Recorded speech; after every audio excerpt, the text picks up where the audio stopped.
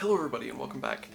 I have to be kind of quiet, so hopefully I can fix that in post so that you don't have to absolutely crank up the volume because there's someone asleep right on the other side of this wall. It is 1 a.m. I just finished The Witcher 3 main storyline. I have not done any of the DLC, but I have done basically all of the side quests excluding White Orchard and the ending as well as the epilogue. So, that being said, this specific video is going to be spoilers. Lots and lots of spoilers.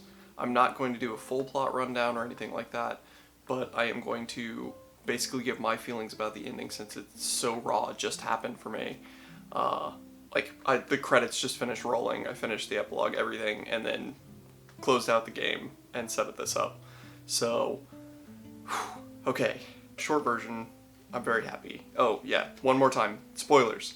Spoilers, spoilers, spoilers. If you intend to play The Witcher 3, stop watching. If you like any part of The Witcher lore, and you might someday play The Witcher 3, probably stop watching. It's not worth it. This video will be here when you finally finish it, a couple hundred hours after you start playing it. But, okay, now, from this point on, spoilers. Spoilers. So, knee-jerk reaction, I am personally super satisfied.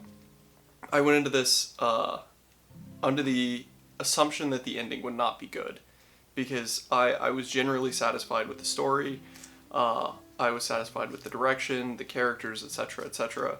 So I just assumed they wouldn't land it, because if I go into a situation expecting it to be at best, I will also allow myself to be really excited if it is good or better than I expected it to be. So I am really satisfied. I had to make notes because I wanted to make sure, because A, I'm really tired, B, there's a lot to unpack in the ending and it probably won't all be in this video. Now that I've finished the main story, I intend to go back through and play the DLCs, both of them, and then I want to make another video that will hopefully be a little bit longer, a little bit more thought over, to break down things that I liked, things that I didn't like in the game itself, and some of the reasons why I feel the way I feel about elements of it, like the combat. I don't love it, but that's for another video. With that said, again, extremely satisfied. I would fully recommend this game to anyone that is of the mindset that you can maturely and appropriately enjoy dark and sometimes risque content. So if that's you, you will probably love The Witcher. So, things I loved. Soundtrack, number one.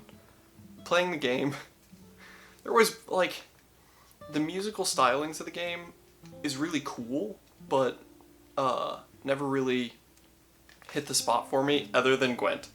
Gwent and I don't know what the actual track is called, but you know what I'm talking about. If you played the game, you know the song that I'm referring to. It's a banger, 10 out of 10. But in general, the soundtrack never really got stuck with me. But during the Aridin fight at the end, that was a good song. And the whole soundtrack for the finale, I appreciated, I enjoyed it. Crack on Crate, goodbye. You were cool. I liked you. I liked your character. And I'm not happy that you're dead, but I am happy that there was some sort of payment to get to the finale, which I'll get into it a little bit more, but the fact that other than Croc, no one died. And that, I enjoy a happy ending on occasion, but I also enjoy when the AC doesn't come on in the middle of the video.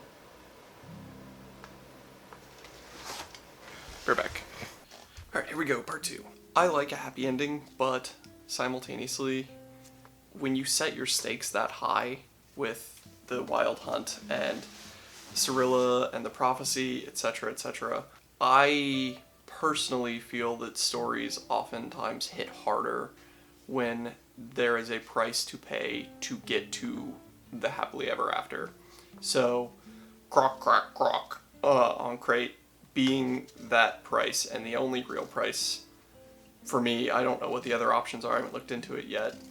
Again, this is just a reaction to my finale and how the story played out for me. I wish the price had been slightly higher, but I'm not necessarily upset by that. Ciri, playing as Ciri, throughout the game, there are a couple times when you play Ciri, and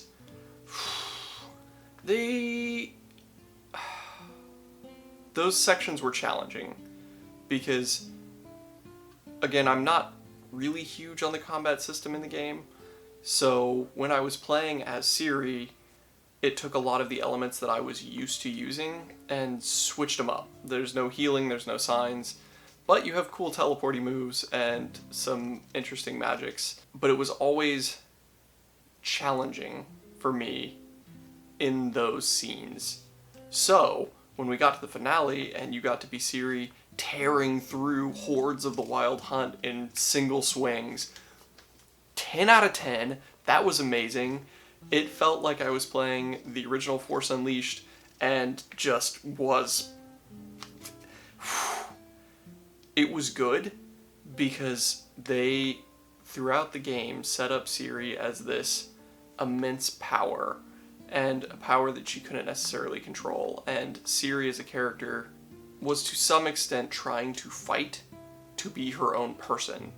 And not necessarily that she was struggling with that, but everyone else around her wasn't taking her seriously.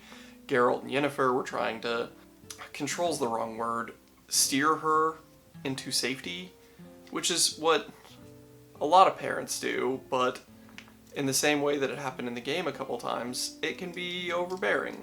And between Avallac'h and Geralt and Yennefer, it was nice to see her make her own decision, and in that, it felt like she came into her power very well for the finale, and that was an awesome moment. I loved fighting through the Horde as Ciri at the end. That was a very, very fun thing. With that, I also am very, very happy with the Happily Ever After, because I was worried they were going to leave it open-ended with her going to stop the Frost in the other world, and obviously good old Gary went up to Amir and was like, oh yeah, she's dead.